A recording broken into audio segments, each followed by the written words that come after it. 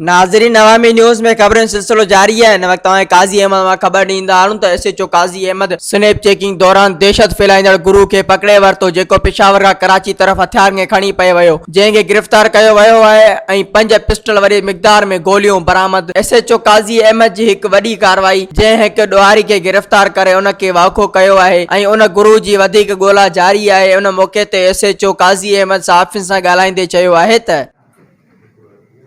बिस्मिल्लाहिर्रहमानिर्रहीम। मक़सूद रज़ा मंगणार, SHO काज़ी अहमद। असांखे information मिलियल हुई त असले जो हिकिड़ो कारोबारी आहे आतिफ़, उहे हितां क्रॉस थींदो, उनजे हथु करण लाइ असां नाकाबंदी शुरू कई, स्नैप चेकिंग। जीअं असांखे नज़दीक जीअं पहुतो त पुलिस खे ॾिसी भॼण जी काफ़ी कोशिशि कई, जेका हिनजी गाॾी उहा टकराइजी पई आहे फुटपाथ में। अहिड़ी तव्हां गाॾी जो बि ॾेखारींदासीं उहो आइडिया कहिड़ी पोज़ीशन में थी वई आहे।